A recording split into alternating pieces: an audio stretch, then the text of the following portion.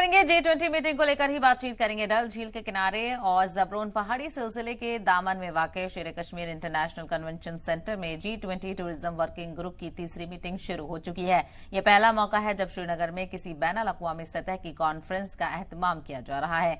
मरकजी वजीर सयाहत जी किशन रेड्डी और वजीर ममलकत डॉक्टर जितेंद्र सिंह ने इफ्तिताही सेशन से खिताब करते हुए कहा कि आलमी सयाहती मरकज के तौर पर जम्मू कश्मीर में काफी मौके मौजूद हैं। उन्होंने कहा कि कश्मीरी नौजवानों में काफी सलाहियत मौजूद है और मरकजी हुकूमत मकामी नौजवानों को बेहतर मुस्तकबिल फराहम करने के लिए पुरअज़्म है।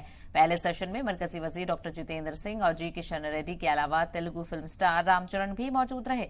इस मौके पर कश्मीर के कुदरती हुस्न और मनाजिर का जिक्र करते हुए कहा कि फिल्म शूटिंग्स के लिए दुनिया में इससे बेहतर जगह कोई और नहीं हो सकती। सवाल जवाब के बाद रामचरण ने हाजरीन की फरमाइश पर ऑस्कर अवार्ड याफ्ता नंबर नाटू नाटू पर डांस करके लोगों को ताली बजाने पर मजबूर कर दिया। 24 मई तक चलने वाली टूरिज्म वर्किंग ग्रुप की तीसरी मीटिंग में मुख्तलिफ मुल्कों और बैनुल अक़वामी इदारों के तकरीबन 150 नुमाइंदे शिरकत कर रहे हैं। सबसे बड़ा ग्रुप सिंगापुर का है। मीटिंग में सिंगापुर और बांग्लादेश के सफीर भी शरीक होंगे।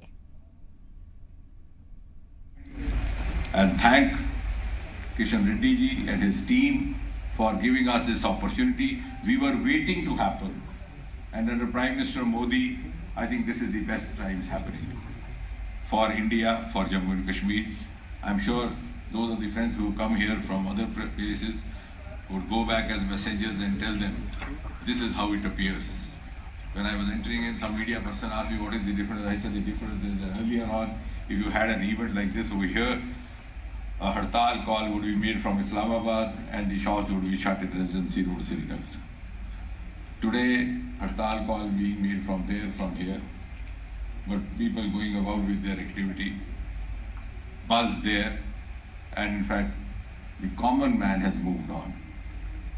And I can say this with a certain amount of confidence, having been a student of science, we've learned not to talk about it without evidence. If you do a quiet survey, the common man walking in the streets of Srinagar today wants to move on. He's seen two generations having got lost at the altar of these incompatible times.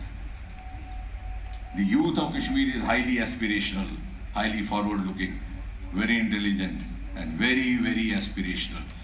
He can see the enormous opportunities unfolded by Prime Minister Modi across the country, and he does not wish to miss the bus.